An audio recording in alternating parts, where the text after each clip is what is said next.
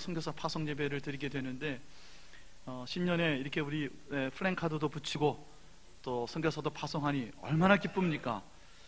2월 달에도 한 번 더 파송합니다. 2월 셋째 주일 선교위원회 환신 예배 드릴 때 사이판에 선교사님 파송하는데, 그때는 선교사님이 그 자녀들 셋과 5 식구가 다 오시겠다고 하셨어요. 우리 교회 올 한 해 하나님께서 순족하게 길 열어주시고 형통하게 풍성하게 축복해 주시는 결실이 있게 될 줄로 믿습니다. 선교가 무엇일까요? 선교, 베풀선, 펼선, 교는 가르침이다 하는 겁니다. 가르침을 널리 펴는 것이에요. 널리 전하는 것이 선교입니다. 가르침은 어떤 가르침이겠죠? 내가 너희에게 분부한 모든 것을 가르쳐 지키게 하라. 마태복음 28장 20절에 말씀하셨으니, 예수님 우리에게 전해주신 복음이 우리가 땅끝까지 들고 펼쳐야 되는 하나님의 가르침인 줄로 믿습니다. 선교는 복음 들고 땅끝까지 가는 것입니다. 그 가르침을, 그 복음을 넓히는 과정, 땅끝까지 들고 가는 과정은 여러 가지 방법과 또 모습이 가능할 것입니다. 긍정적으로 또 감사한 것은 우리나라도 마찬가지로 19세기에 미국과 영국, 캐나다 각지에서 20대 초반의 젊은이들이 전혀 불모의 땅이었던 이곳에, 이 척박한 곳에 복음 하나 들고 도착했습니다. 저들이 병원을 세웠고요, 학교를 세웠습니다. 자선을 하고 구호를 했습니다. 지금도 우리의 도움의 손길을 기다리는 지구촌에 많은 이들이 있습니다. 의식주, 기본적인 인간의 존엄도 갖추지 못한 채 별것 아닌 질병에 죽어가는 아이들, 물도 없고 마실 물이 없는 곳, 자기네 나라 말은 있으나 그 글이 없는 민족들, 그들에게 하나님께서 하나님의 사람들을 보내셔서 그들의 알파벳을 배우고 만들고 그곳으로 성경을 만들어서 복음을 전하는 귀한 사역이 지금도 세계 각곳에서 일어나고 있습니다.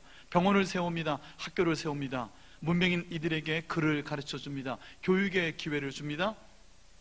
또 여러 가지로 자선하고 구호하는 일들을 펼칩니다. 긍정적인 것들이 얼마나 많이 있습니까? 이 복음을 넓히는 일 가운데 축복도 함께 넓어집니다.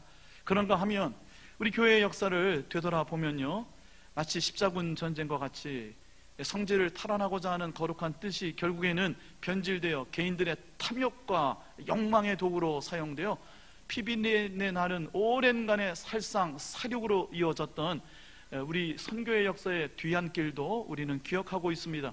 19세기가 선교의 역사에서는 가장 중흥했던 시기였으나 한편에는 그때가 전 세계 제국주의가 패권 경쟁을 하던 가축장이 되어버렸던 때이기도 했습니다. 하나님의 말씀을, 복음을 넓히는 과정 속에는 긍정적인 면뿐만 아니라 부정적인 면도 있었다 하는 것입니다. 아메리카 원주민 인디안들과 같이 토착민들을 선교와 또 복음 전파라는 미명하에 제국주의가 들어오며 그 토착민들을 말살해버리는 참으로 뼈아픈 일들도 얼마든지 선교의 역사의 뒷면으로 기록되고 있습니다. 선교의 본질은 무엇일까요? 우리가 선교, 하나님께서 주신 가르침을 널리 펴는 것에 가장 핵심이 되는 본질은 무엇일까요? 글을 모르는 이들을 가르쳐야 합니다. 인간의 존엄을 갖추지 못하는 이들을 도와야 합니다. 자선하고 구호를 해야 합니다. 그러나 가장 중요한 것은 복음의 생명의 말씀이 저들에게 전해져서 저들의 영혼이 구원을 얻는 것이어야 됩니다. 영혼 구원이 선교의 본질이 되어야 된다 하는 것입니다. 죽음이, 죄가 극복이 되었습니다. 죽음이 더 이상 두려운 것이 되지 않았습니다. 죽음의 문제가 해결되었습니다 하는 이 복된 소식을 땅끝까지 전할 수 있어야 된다 하는 것입니다. 많은 인간들이 죽음을 두려워합니다. 죽음 뒷면을 알지 못합니다. 죽음을 피해보려고 갖은 노력을 했으나 그 누구도 성공하지 못했습니다. 그 누구도 죽음의 이 두려움과 수수께끼를 풀어낼 수가 없었습니다. 그런데 예수님께서 우리에게 복음을 주셨어요. 육신의 호흡이 잦아들다가 육신의 호흡이 멈추는 그 순간이 마침표, 점을 찍고 끝나는 지점이 아니라 잠시 쉬어가는 쉼표를 찍고 영혼의 영원한 호흡이 비로소 새롭게 시작되는 새로운 생명의 출발이라고 하는 것. 죽음이 더 이상 우리에게는 마침표가 아니고 끝이 아니고 두려움이 아니고 우리에게는 새로운 소망, 그것도 영원한 생명의 호흡이 새롭게 박동하는 영원한 삶에 관한 새로운 소식. 죽음은 극복되었습니다. 죽음이 더 이상 우리를 아프게 하지 못하고 두렵게 하지 못합니다. 죄가 용서함 받았습니다. 이 복음의 소식을 땅끝까지 전하는 것이 선교의 본질인 줄로 믿습니다. 영혼이 구원되는 것, 새로운 생명의 소식으로 저들이 하나님의 빛의 자녀가 되는 것, 그것이 우리가 하나님의 가르침을, 그 복음을 세상 끝까지 펼치는 것의 핵심이 되어야 하고 그것이 목표가 되어야 하는 것입니다. 오늘 우리가 함께 나눈 이 누가복음 5장의 말씀에 보면요, 예수님께서 하루 종일 몰려들어 오는 환자들, 저들을 고치셨어요. 의료가 많이 발달되지 않았던 저 때는 아픈 이들이 또 얼마나 많았겠습니까? 고치지 못하는 불치병도 예수님, 병 고치는 능력이 예수님과 함께 하셔서 밀려드는 수많은 사람들을 하루 종일 치유해 주셨습니다. 예수님, 그런데 우리에게 찾아오신 것은 병든 자들을 낫게 하기 위함만이 아니다 하는 겁니다. 예수님, 우리를 병에서, 질병에서 구원해 주시고 우리를 삶의 어려움에서 극복하게 도와주시고 우리의 구원자가 되어 주시지만, 예수님 우리에게 찾아오신 가장 본질적인 목적은 우리를 죄와 사망에서 건져주시는 겁니다. 우리를 용서해 주시기 위해서 우리에게 찾아오신 겁니다. 예수님 십자가에서 죽으실 때 저와 여러분 죄진 것, 더럽혀진 것, 문제 있는 것, 그 모든 것이 다 용서함 받고 깨끗이 씻음 받은 줄로 믿습니다.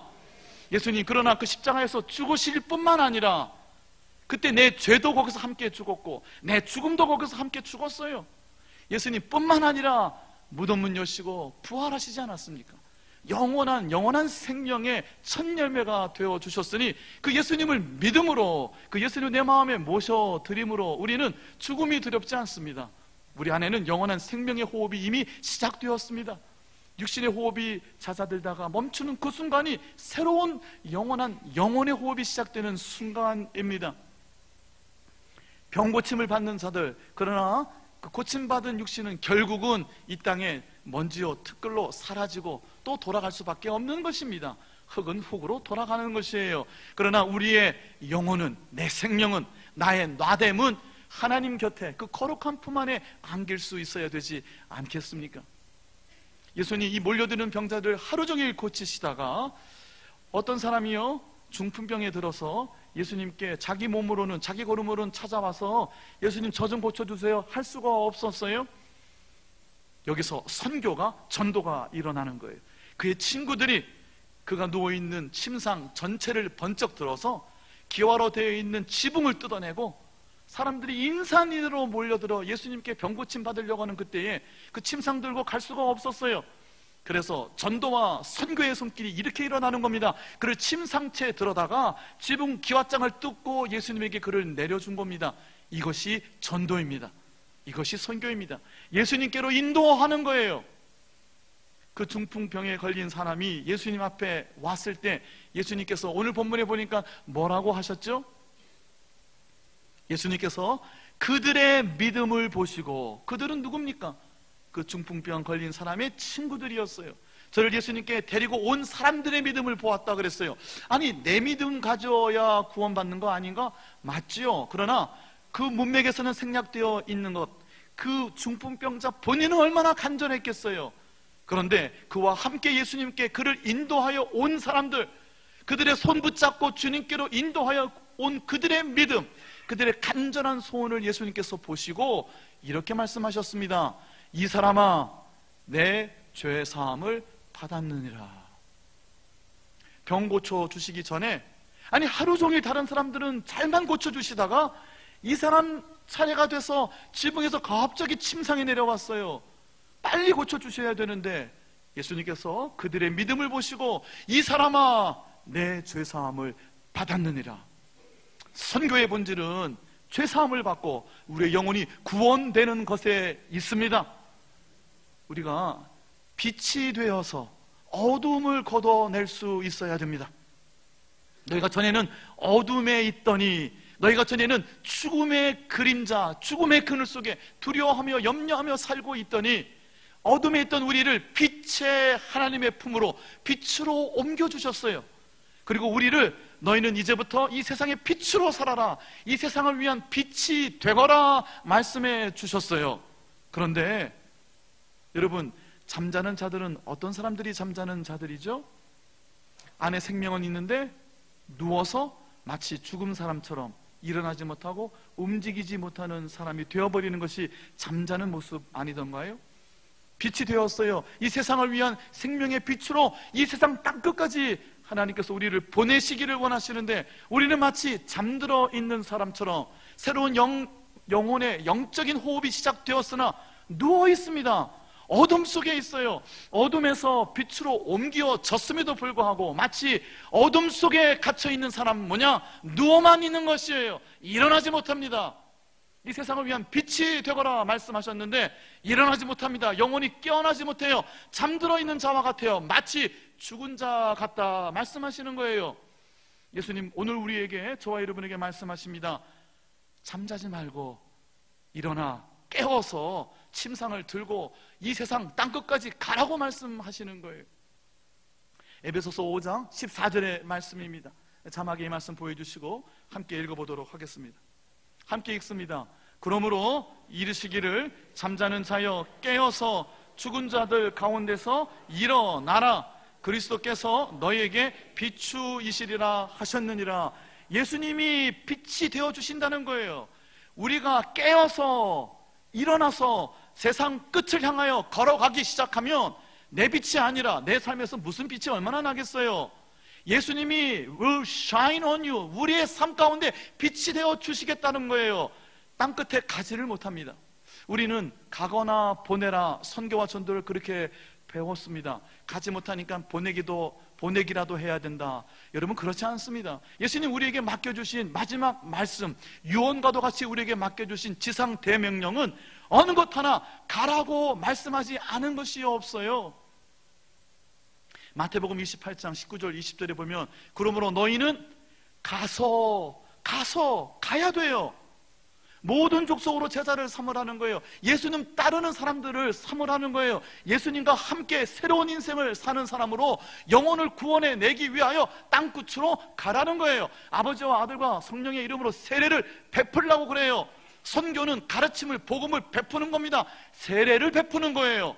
예수님과 하나 되어 새로운 생명으로 저들의 영혼이 구원받을 수 있도록 세례를 베풀기 위하여 땅끝으로 가야 되는 겁니다. 내가 너희에게 분부한 것 모든 것 가르쳐 지키게 하라고, 그 복음을 저들 또한 이 세상을 위한 빛이 되어서 그 복음 들고 저들의 세상의 땅끝으로 갈 수 있도록 우리가 먼저 복음 들고 가야 된다고 말씀하시는 거예요. 마가복음 16장 16절에서 이렇게 말씀하십니다. 너희는 온 천하에 다니며 만민에게 복음을 전하라. 만민에게 복음을 전하는데 온 천하에 가지 않고서 어떻게 전할 수가 있겠습니까? 예수님 오늘 우리에게 분명히 말씀하십니다. 잠자고 누워있지 말고 어둠 속에 갇혀있지 말고 영혼을 깨워서 일어나라. 일어나서 가라고 말씀하시는 겁니다. 선교는 내 개인의 삶 가운데 내가 예수님의 빛이 되어서 이 세상을 위한 복음을 전하는 아름다운 발이 되어 내 주변에 가까운 사람들, 그들이 땅끝에 서 있는 사람일 수가 있어요. 먼 곳 오지와 미답지에 있는 사람들 뿐만 아니라 내 삶에 가까운 곳에 있는 이들이 복음을 알지 못하고 예수님 알지 못하여 죽음 가운데 갇혀 두려워하는 인생들이 얼마나 많습니까? 또한 저들의 구원이 얼마나 절실히 필요한 사람들이 우리 주변에 많습니까? 저들에게, 가까운 사람들에게 내 삶의 동선에서 저들에게 내 마음에 있는 소망에 관한 이유를 이야기하는 것이에요. 예수님에 대해서 아세요? 예수님을 들어보셨습니까? 우리 인생은 이것으로 끝나는 것이 아닙니다. 우리 인생 이후에 새로운 인생이 있습니다. 영원한 인생이 있어요. 우리의 영혼이 용서함 받고 죄 씻음 받고 구원받아야 됩니다. 예수님 믿지 않으시겠습니까? 예수님의 복음을 들어보시지 않으시겠습니까? 라고 내 주변에 가까운 이들, 사랑하는 가족들, 늘 만나는 그들에게 내가 예수님의 미소가 되어 예수님의 빛이 되어 내가 할 수 있는 내 언어로 저들에게 빛이 되어 다가가는 것, 그것이 그 개인 전도가 선교의 시작인 줄로 믿습니다. 누가복음에도 말씀하셨어요. 24장에 그의 이름으로 죄사함을 얻게 하는 회개가 일어난다고 그랬어요. 죄 씻음을 받아야 된다고 그랬어요. 용서함을 받는 것이 예루살렘에서 시작하여 온 땅의 모든 족속에게 전해져야 된다고 했어요. 보냄받은 사람 선교사 한두 명이 하는 겁니까? 아닙니다. 우리 모두에게 주신 말씀이에요. 마태, 마가, 누가, 요한, 사도행전에 5번이나 기록되어 있는 예수님의 유언이에요. 너희는 땅끝에 가라고 하신 거예요. 가야 되는 겁니다. 가면서 또한 우리가 선교사들을 보내는 겁니다. 내가 먼저 내 주변의 사람들에게 세상에 빛이 되어 다가가는 것이 선교의 시작인 줄로 믿습니다. 요한복음에 분명히 말씀하셨어요. 아버지께서 나를 너희에게 보내신 것 같이, 아포스텔로, 그것이 미션이란 말이에요. 보낸다. 미션이라는 말이 영어가 선교라는 말이 미션이잖아요. 미테아레, 보낸다는 말이에요. 그 말이 어디서 왔냐면 아버지께서 나를 너희에게 보내신 것 같이 나도 너희를 이 세상에 보내니까 세상 땅끝에 가라고 말씀하시는 거예요. 선교는 내가 땅끝으로 가는 겁니다. 네, 가까운 곳이 여러분의 땅끝일 수가 있는 것이에요. 오직 성령이 너희에게 임하시면, 사도행전 1장 8절입니다. 너희가 권능을 받고 성령께서 우리의 삶 가운데 복음 들고 나가서 빛이 되라고 말씀해 주시는 거예요. 그러면 예루살렘, 즉 내 동네에서부터 시작하는 거예요. 예루살렘, 내 동네, 내 회사, 내 가정, 내 일터, 내 삶에 가까운 곳에서부터 복음 들고 내가 세상의 빛으로 섬겨야 되는 거예요. 예루살렘과 온 유대, 점점점 지경이 넓어지죠. 동일 문화권에서 유사 문화권으로 사마리아까지 가기 시작합니다. 북한이 우리에게는 타 문화권일까요? 유사 문화권일까요? 유사 문화권이죠. 같은 민족이니까요. 그런데 같은 민족이긴 하나 많이 달라졌어요. 북한으로 갈 수 있는 방법이 어떻게 있는지 모르겠으나 우리가 북한 선교를 위해서 기도해야 됩니다. 유사 문화권으로 사마리아로 가라고 하셨어요. 예루살렘과 온 유대, 우리 전국, 우리 남한 전체에, 내 고향뿐 아니라 이 부산뿐 아니라 연제구뿐 아니라 우리 온 남한 전체의 전국으로 우리가 갈 뿐 아니라 사마리아와 같은 북한 땅에도 가야 되는 것이고, 라오스와 같은 공산주의 국가, 모든 인구의 대부분이 불교를 믿는 나라, 복음 전하는 것이 법적으로 금지되어 있어서 사업자 비자를 가지고 선교를 할 수밖에 없는 그런 곳, 무슬림이 있는 곳, 여러분 어떻게 가야 되겠습니까?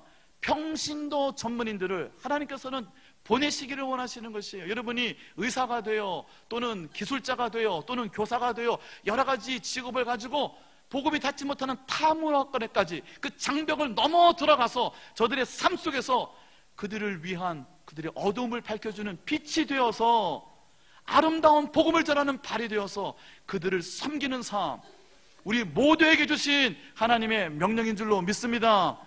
예루살렘과 온 유대와 사마리아와 그리고 땅끝까지 이르라고 그랬어요. 예루살렘에서 시작된 예수님의 복음이 안디옥이라는 곳으로 이방 선교의 거점으로 올라갑니다. 안디옥에서 소아시아 지역으로 올라갑니다. 소아시아 전역에 복음이 전해집니다. 에베소가 거점이 됩니다. 유럽으로 넘어갑니다. 고린도 교회가, 그리고 로마 교회가 점점점 복음이 전 세계로 퍼져 나갑니다. 로마에서 시작된 복음이 스페인까지, 당시에 서쪽 땅끝이었던 스페인까지 가서 복음 전하고자 했던 것이 로마서를 집필한 바울의 의도였습니다. 로마서는 로마 교회가 나를 좀 후원해달라고, 내가 땅끝인 스페인에 가서 복음 전하겠다고 쓴 편지가 바로 로마서예요.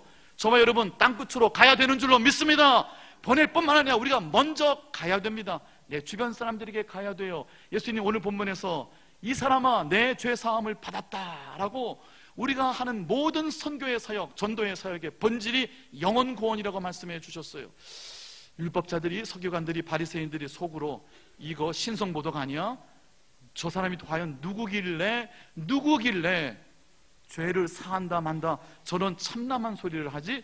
대놓고 이 소리는 하지 못하고 속으로 이 소리를 했어요.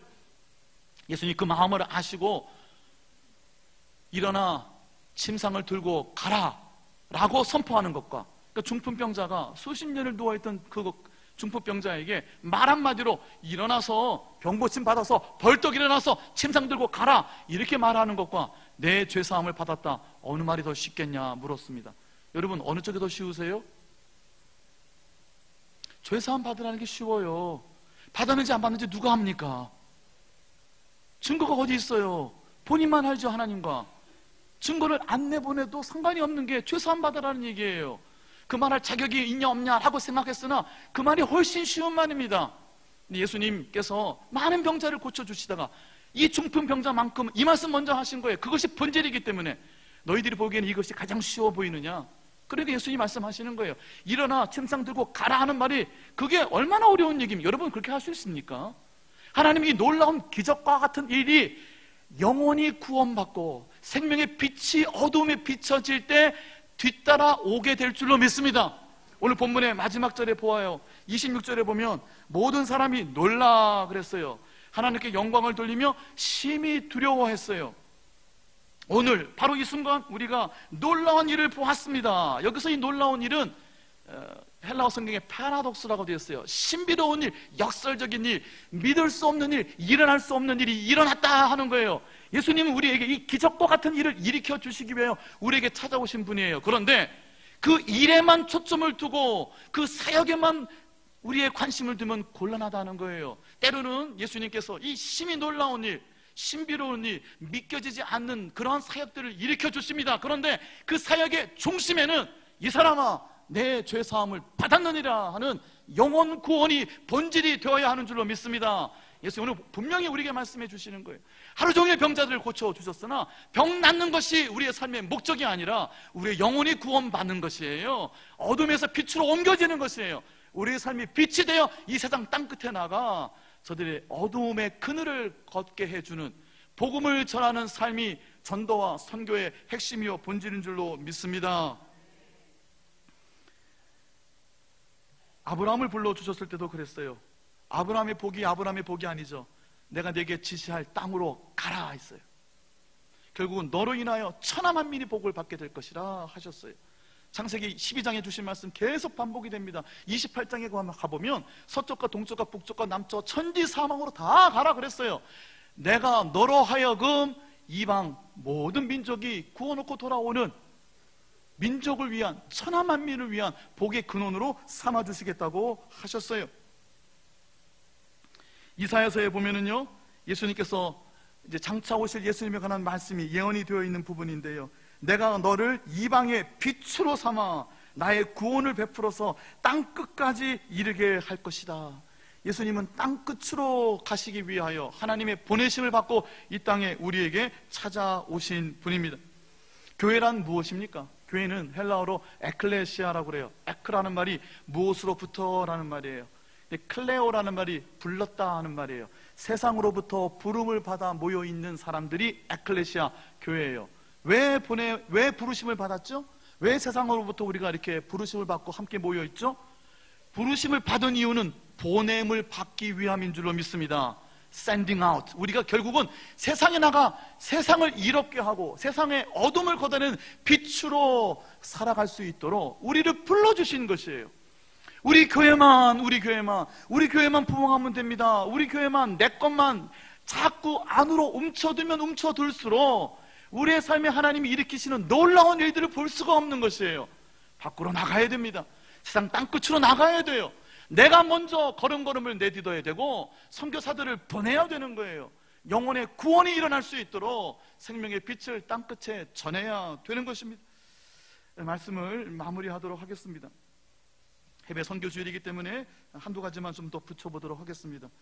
우리 교단은요 우리나라에 있는 많은 교회들이 있어요. 근데 그 어느 교단보다도 탁월한 해외 선교위원회가 있습니다. 1978년도에 조직이 되어서 지금 벌써 꽤 수십 년이 지났죠. 제가 여러분 해외에 20년 있었던 사람입니다. 해외 선교사들, 타교단 선교사들 제가 많이 만나봐왔어요. 우리 교단의 해외 선교위원회처럼 조직이 잘 돼 있고 많은 하나님의 사역을 한 기관이 거의 그렇게 견줄 만한 기관이 거의 없습니다. 그동안 72개국에 1000명이 넘는 선교사들을 보냈습니다. 72개국에 1000명이 넘는 선교사들을 보냈어요. 현재는 57개국에 620명의 선교사를 파송하고 있어요. 저들이 땅끝까지 가서 개인 전도와 교회 개척과 신학교를 설립하는 수많은 하나님의 사역들을 감당하고 있어요. 선교사님의 부인도 사모님이 아니고 선교사입니다. 선교사의 부인은 같이 선교사로 훈련받고 같이 파송받아서 나가기 때문에 326가정에 620명, 단독 선교사도 물론 그 중에 있습니다. 600명에 넘는 선교사들을 우리 교단이 전 세계에 보내고 있어요. 우리 교단 전체의 경상비보다도 해외 선교위원회에 해외 선교로 쓰여지는 헌금이 훨씬 더 많습니다. 많은 교회들이 해외 선교에 최선을 다합니다. 선교사를 보내고 내가 직접 선교지에 가는 선교가 예수님이 우리에게 맡겨주신 마지막 유언이요 명령이었어요. 땅끝으로 가는 내가 되고 교회가 되어야 될 줄로 믿습니다. 주보 맨 뒤에 보시면 구역보고 밑에 우리 교회 선교 후원하는 현황이 있어요. 한번 좀 보시겠습니까?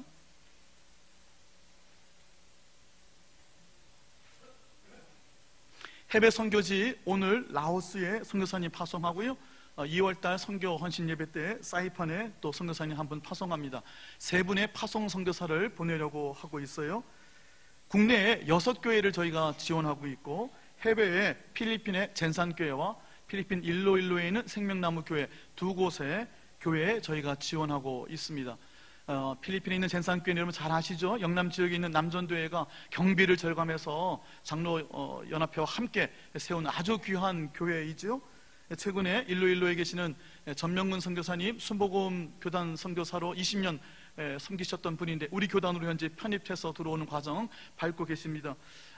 일로일로에 생명나무 한인교회 개척하셨고 그것이 우리 교단으로 들어오는 이제 다리가 되고 있는데요. 그 교회 창립 예배 때 저와 장로님들 함께해서 그 예배를 후원했습니다. 우리 교회가 귀한 인연을 맺고 있는 해외에 있는 2교회, 국내에 있는 6교회 우리가 지원하고 있고요. 각종 기관 10곳에 우리가 기관 지원을 하고 있어요. 그 중에 첫 번째 부산 동지망 국선위라고 되어 있는 부분이 국내 선교위원회입니다.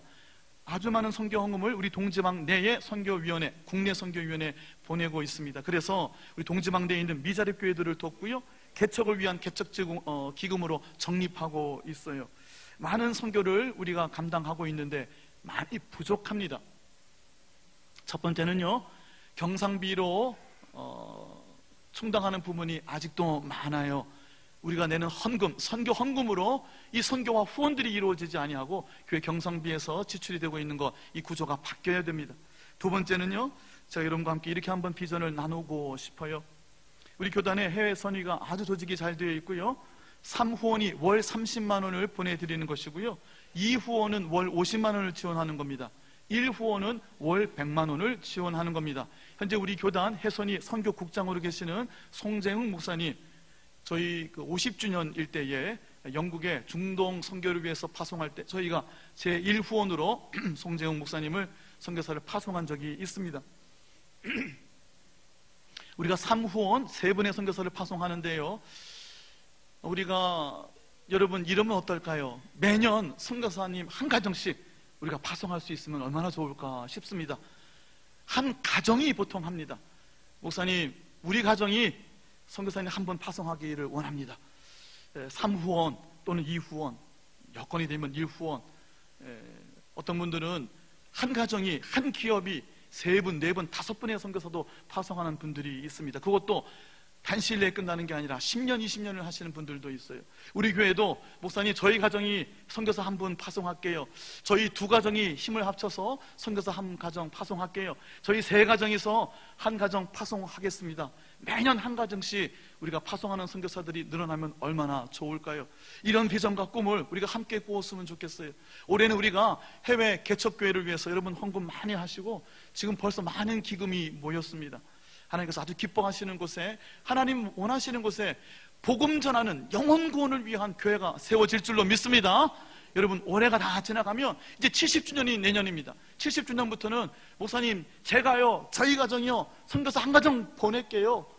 그리고 저와 그 가정 위해서 기도하겠습니다. 저도 그 선교지 제가 방문하고 같이 기도하고 중보하겠습니다. 우리 가정 그래서 하나님 나라를 위하여 어두움의 그늘을 걷어내는 빛이 되어 이 세상에 땅끝에 나가 섬기고 싶습니다. 우리 교회가 밖으로 빛이 되어 땅끝까지 가는 보내는 교회 될 수 있기를 예수님의 이름으로 축원해 드립니다. 선교의 본질은, 시작은 내가 먼저 내 주변에 가까운 사람들에게 예수님을 전하고 내 마음에 있는 소망을 천국의 복음으로, 영원한 생명의 복음으로 전하는 것임을 꼭 잊지 마시고 잠자는 자리에 마치 죽은 자와 같이 누워 계시지 말고 일어나 여러분의 영혼을 깨워서 빛이 되어 이 세상을 섬길 수 있기를 예수님의 이름으로 축원해 드립니다. 찬송하며 준비한 예물 하나님께 올려드리겠습니다.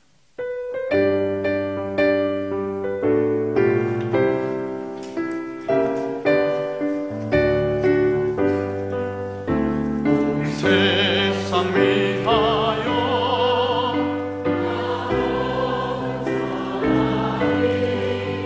만 백성 모두 나와서 주 말씀 들으라.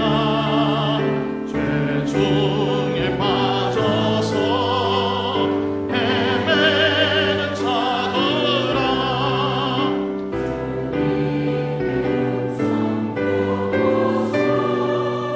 너 구원하두라. 전하고 기도해. 이 자리에서 일어나시겠습니다.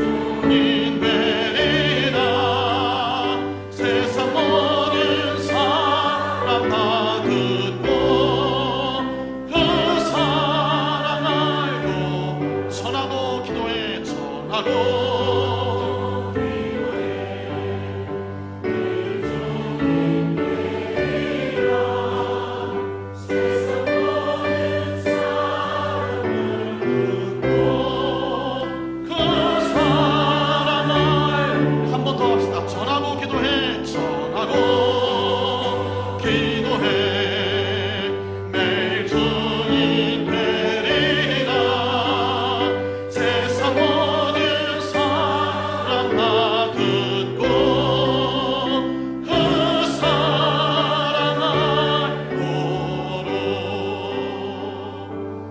하나님, 이 세상에 빛이 되어 섬기게 하여 주옵소서. 보내는 교회 되게 하여 주시옵소서. 보내는 걸음이 되게 하여 주시옵소서. 내 주변에 땅끝같이 벼랑 끝에 있는 죽음의 그늘 가운데 고통하는 이들이 있습니다. 저들에게 우리 주님 피 묻은 복음의 생명의 소식 들고 나가 저들에게 소망의 닻을 내리게 하여 주시옵소서. 영원한 생명의 소식 전하는 자 되게 하여 주옵소서. 어둠의 그늘을 걷어내는 빛이 되어 이 세상을 사랑하게 하여 주시옵소서. 이 교회가 하나님의 천국 문 열어주시는 하늘의 온갖 복이 우리 교회를 통하여 하수와 같이 대회와 같이 세상 땅끝을 향하여 흘러 넘쳐내리는 축복의 동산 되게 하여 주시옵소서. 움츠러들지 않게 하시고 잠자지 않게 하시고 우리의 영혼을 깨어 일어나 땅끝으로 가며 보내는 교회, 보내는 인생, 보내는 가정 다 되게 하여 주시옵소서. 오늘 오후에 드리는 라오스 선교사 파송예배 주님께서 기뻐하시는 줄로 믿습니다. 저 순수하고 착한 저들의 영혼이 구원받을 수 있도록 귀히 쓰시는 선교사님, 우리가 파송합니다. 우리의 마음과 기도와 물질이 그곳에 함께 전해지게 하여 주시옵소서. 하나님, 우리 예배 드릴 때 기쁨으로, 전심으로, 감사함으로, 찬송함으로 10의 하나를 구분합니다. 내게 맡겨주시고 위탁하신 것 내 것이라고 교만하지 않게 하시고 하나님 맡겨주신 것으로 이 세상을 섬기게 하여 주시옵소서. 하나님께 내 인생을 걸고 하나님께서 내게 믿을 수 없는 일, 놀라운 일 일으키시는 그 능력을 볼 수 있도록 하나님을 믿음으로 주께 예물 드리는 인생들 다 되게 하여 주옵시고 그 드리는 기도에 응답받아 결실하고 풍성한 소출로 주인의 즐거움의 상에 참여하는 자들 다 되게 하여 주시옵소서. 우리 주 예수 그리스도의 크신 은혜와 우리 아버지 하나님의 극진하신 사랑하심과 성령의 교통하심이 가겠습니다. 땅끝으로 빛이 되어 가겠습니다. 보내겠습니다. 보내는 교회 되게 하여 주옵소서. 축복을 흘려보내는 교회 되게 하여 주옵소서. 나누고 베푸는 교회 되게 하여 주옵소서. 하나님, 저도 우리 가정도 우리 기업도 선교사 보낼 수 있게 하여 주시옵소서. 꿈과 소망과 비전을 품고 주님 앞에 엎드리는 하나님의 사랑하는 권속들 저들의 머리 위에 이제와 영원까지 항상 함께하여 주옵시기를 간절히 축원하옵나이다. 아멘.